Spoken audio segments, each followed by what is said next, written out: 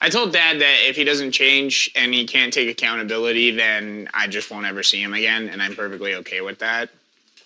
Yeah, it's been a long time. Eventually, I was just like, hey, unless you're like actually ready to have a relationship and fix things, then we're not going to talk anymore. He came back a couple of days later and texted me. He's like, hey, I've been like thinking about what you've been saying. I forgive you. He didn't even call. Not a text, not a voicemail. Just silence. Gabriel sat there in his cap and gown, surrounded by classmates, families all cheering, celebrating, taking pictures, and his dad, the man who used to be the center of the Brown family, was nowhere. Gabriel had waited all day. He thought maybe Kody would pop in late, like he always did, with flimsy excuses about time or traffic, but by that night, he knew what it really meant. He wasn't seen. He wasn't important. Not anymore. And what made it worse? Kody didn't even deny it. When Gabriel later confronted him, all he said was, "Get over it." Hi friends, I'm Helena. Welcome back to TLC Sister Wives News. Make sure you hit that subscribe button and tap the bell so you don't miss anything. And please tell me in the comments, do you think Kody ever really meant to abandon his other children? Or did he just let it happen, one ignored moment at a time? Because this story, this heartbreak, didn't come out of nowhere. It was years in the making, years of Kody slowly shifting the way he spoke, the way he showed up or didn't. And the truth is, he didn't just fall in love with one wife. He started erasing everyone else to make space for her. Robyn, the wife who got the kisses before the vows, the travel perks, the key to the schedule, the emotional spotlight. This wasn't just favoritism. It broke something sacred. The rules, the relationships, the heart of a big plural family. And it didn't just hurt the wives. It broke the kids too. Gabriel, Gwendlyn, Savannah, even Logan. One by one, they started saying the quiet part out loud. And the truth, it's brutal. When Robyn came into the picture, the family told themselves it would be like every other time. Polygamy was their foundation. They knew how to add a new wife while protecting the ones already in place. But this wasn't like before. From the start, Kody treated her differently. The wives had seen other women come and go, women who flirted with the spotlight, women who tried to wedge their way in, but everyone followed the rules. The courtships were conservative, respectful. There were boundaries. Physical affection was supposed to wait until marriage. That was one of the family's agreed-upon values. With Robyn, Kody shattered that without hesitation. They kissed before they were even married. And it wasn't just the kiss. It was how they all found out. Kody didn't confess directly. He let it slide casually in a producer's interview like it was nothing. Christine cried. Mary shut down. Janelle stood there, hands folded, quietly absorbing what felt like a slap wrapped in a smirk. It wasn't impulsive. It was deliberate. Kody knew the rules. He just didn't care anymore. Not when it came to Robyn. Everything after that had a new slant. Robyn wasn't just the new wife. She was the priority. Kody started showing up late for Christine and Janelle's scheduled nights. He disengaged during family discussions unless they involved Robyn. He'd bring up her name when she wasn't even part of the conversation. He'd shut down his other wives with phrases like, "Robyn would have handled this better." On TLC in the confessionals, Kody didn't even try to mask the favoritism. He admitted that Robyn made him feel seen. He praised her emotional support like it was the gold standard and subtly suggested the others had failed him. Christine was too emotional, Mary was too distant, Janelle was too analytical, but Robyn, she was soft, supportive, she nodded at everything, she never pushed back. So Kody rewarded her, and the rest of the family started learning what that reward cost. Spoiler, it cost everything. Janelle was never the dramatic one. She didn't slam doors or cry on camera. She didn't pick fights or demand attention. For years, she kept the peace by becoming the silence. If something hurt, she didn't argue about it. She buried it, smiled through it, did the responsible thing. And that's exactly what made her breaking point so powerful. She saw the way things were shifting. Christine was already fraying. Mary had collapsed so far into herself that she barely existed in the storyline anymore. And Kody, the man who used to plan elaborate family outings, now only had one home he wanted to be in: Robyn's. Janelle said it herself. She noticed everything. Kody was late to dinners. He'd miss scheduled trips. Then he'd pop up at Robyn's house, conveniently too emotional or too drained to deal with anyone else. There was always an excuse, a stressor, a financial crisis, but the solution was always Robyn. And still, Janelle didn't raise her voice. She played along for years because she thought maybe if she just waited, if she just stayed steady, he'd remember the family they had built. But something in her shifted the night they all gathered outside in Flagstaff, under a cold Arizona sky, wrapped in sweaters and distance. There wasn't a big fight. Nobody yelled. The cameras were rolling, but the moment was almost too quiet to catch. Janelle looked at Kody, not with anger, just exhaustion, and asked one question: "Do you see me anymore?" His answer wasn't words. It was deflection. Blame. He said he felt unsupported, that the wives had made things hard, that Robyn gave him peace. Robyn, standing beside him, looked uncomfortable, but never interrupted. She called it confusion. She said the family dynamics overwhelmed her. But what Janelle saw, after years of holding everything in, wasn't confusion, it was comfort. Robyn was comfortable letting the others fade so she could shine. And Kody was comfortable letting her.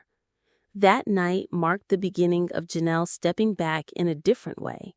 Not out of the family just yet, but from the emotional labor she'd carried for years. There was no more effort to repair what only one person wanted to save. She didn't need Kody to scream at her to know he was gone. His silence, the nights spent elsewhere, the tension in every conversation had already spoken for him. It wasn't betrayal in a loud, dramatic scene. It was quieter than that. It was the complete absence of being chosen. And once Janelle let that truth sink in, she stopped waiting to be picked. Christine had always been the heart. She was the one who made birthdays feel special, who pulled everyone together during chaos, who poured herself into the vision of one big united family. But being the glue in a family only works if everyone wants to be stuck together. And by the time Robyn had become Kody's obvious emotional anchor, Christine was done pretending she didn't notice. In one of the show's most vulnerable confessionals, she said it flat out: "I was never enough for him, but Robyn was." 16 words that landed like a gut punch. Not just for viewers, but for her kids, for Janelle, for anyone who had watched her give everything and still fall short in his eyes. Christine had seen it progression slowly and painfully. The missed anniversaries, the cold dismissals, that heartbreaking scene where she made a special anniversary meal and Kody just didn't show. No text, no explanation. Later, when the producers asked her, she could barely speak. You could see it in her face. She had been quietly unraveling for years. What made it worse was Kody's language. At first, it was subtle, phrases like, "Robyn supports me emotionally," or "Robyn would have handled this better." And little by little, he rewrote the standard. The rest of the wives were difficult, disrespectful, draining. Robyn was the standard now, the prototype. And if the other women didn't mirror her, they weren't worth the energy anymore. Christine knew exactly what this meant. It wasn't about effort. It wasn't about being kind or patient. It was about pleasing one man's ego over and over until you disappeared inside it. And she refused. When she left, the tone of the show changed. She didn't storm out. She didn't throw punches. She stood up with her dignity intact and said she was choosing herself, choosing her kids, choosing truth. Her voice cracked, her eyes welled up. She looked like every woman who decided to stop begging someone to love her back. The other wives watched her go, but the viewers, they rallied behind her. This wasn't just a breakup, it was a reckoning. The cracks in the family suddenly became visible in daylight. Viewers stopped asking what happened and started asking, why did she wait so long? Her exit also exposed Robyn, who could no longer deflect behind uncertainty. Christine named what others hinted at. Robyn wasn't just a new wife. She was the favorite, the one the rules didn't apply to. And after Christine walked away, everything shifted. The lie that this was still a functioning plural marriage collapsed. The ratings soared, not because fans wanted drama, but because they finally saw honesty. And Christine finally saw freedom. The wives weren't the only ones who felt invisible. The kids lived in those shadows too. For years, they kept their hurt quiet, either out of respect or fear of making things worse. But once Christine opened the door, once Janelle stopped nodding along, the silence finally snapped. And it wasn't the show that told the truth first. It was TikTok. It was Instagram. It was the kids themselves. Gabriel was one of the first, and he wasn't emotional about it. He was raw. When Kody missed his college graduation, there was no excuse good enough. Gabriel knew exactly why his dad hadn't shown up, because Robyn's needs came first. Again, always. And when Gabriel called him out, all Kody said was, "Get over it." That landed like a freight train across social media. Viewers were furious. Twitter was flooded. Instagram lit up with hashtag Team Gabriel, because missing a graduation isn't just forgetting to show up. It's a message. You don't matter. You're not even on the schedule. Then it was Gwen's turn. Late at night, under the glow of soft lights in her room, she finally said it. My dad only wanted obedient wives, and when they pushed back, he punished them emotionally. He did the same to us. That post spread like wildfire. Fans had always guessed the kids felt sidelined, but hearing it from her, it changed everything. She sounded done. The audience didn't just listen. They rallied, comment after comment from viewers who saw their own experiences in these stories. The favoritism, the silence, the way a parent uses access or withdrawal to control the narrative. Hashtags trended overnight. Dan and Kody exposed. Yin protect the kids. Justice for Gabriel. Kody, for once, couldn't talk over it. TLC couldn't cut around it. These weren't angry ex-wives anymore. This was his own children. And nobody was buying his defense. Because when your kids stop protecting your reputation to protect their peace, that's not teenage rebellion. That's a legacy crumbling in real time. Robyn used to cry and everyone leaned in. Back then, her tears meant something. She was the new wife, the one adjusting, trying to fit in with an already complicated family dynamic. Viewers gave her grace. The other wives did too. At first, even when it felt like Kody prioritized her, they stayed soft, believing Robyn just wanted peace. But over time, those tears started to feel less and less like vulnerability and more like deflection, because when everything was falling apart, Robyn never once spoke up against the imbalance.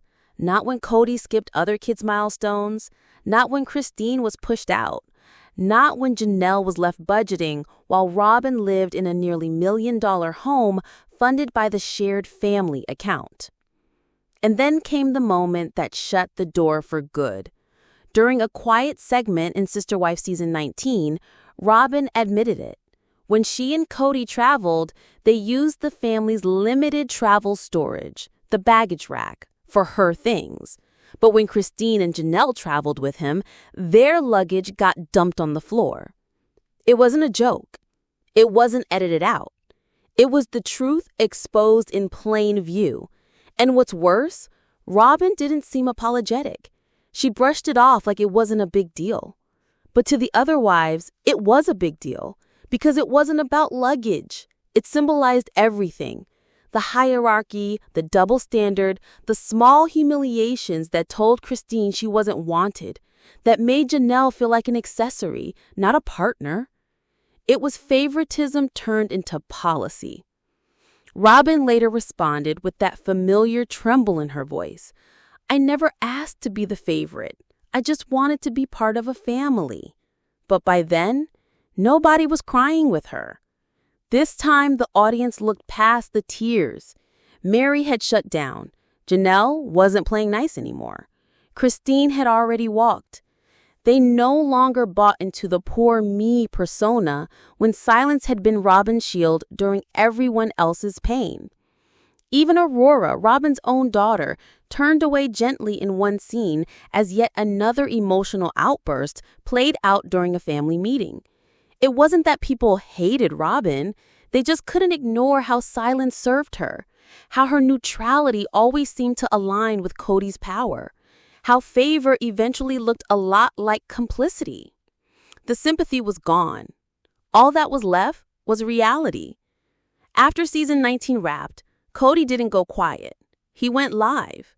Messy hair, bloodshot eyes, a shaky YouTube stream where he rambled about being misunderstood. He said the internet had turned him into a villain, that people outside the faith could never understand plural marriage. But the energy was different. There was no confidence, no leadership, just contradiction and deflection. His cameos dropped off, fans stopped laughing along, and his children kept speaking. One by one, the pieces of Kody's identity, husband, father, patriarch, came loose, and all that remained was a man desperate to regain control in a dynamic that never really served the people around him, only himself. He didn't choose monogamy. It happened by attrition. Mary gone, Christine gone, Janelle emotionally checked out. Robyn was the only one left. The queen of a castle built on resignation, not romance. But monogamy wasn't freedom for Robyn either, because with no one else to blame, Kody's entire emotional weight now sat squarely on her shoulders. He still needed to be validated, still needed a mirror, and now she was it. All the pressure, all the neediness, all the dysfunction, with no buffer Pick left. fights or demand attention. Over time, For years, she even kept the peace Robyn's by tears becoming seemed silence. tired. If And then something came hurt, the she didn't quietest argue about it. closing She scene buried it, we didn't know would smiled hit through it, so hard. did the responsible Janelle thing. alone on her porch, And that's a exactly wool what made her blanket breaking wrapped point around so her powerful. shoulders, snow She falling saw the way around her. things were shifting. No drama, Christine was no already yelling, fraying.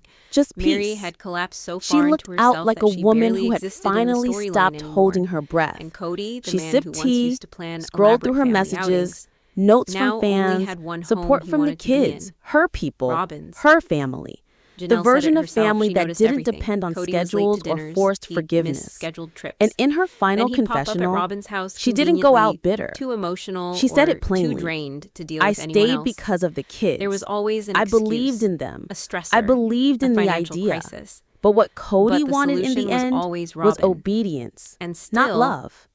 She looked Janelle at the didn't raise her camera, voice. steady, She played clear. along for years. I know because who she I thought am, and I Maybe don't if have she to just be waited, Robyn. if she just stayed steady, That was it. he'd No remember the family fireworks, they had built. no curtain drop, But something just in a her woman shifted the setting night they down all the gathered weight she outside in carried for Flagstaff, decades. under And a for cold once, Arizona that was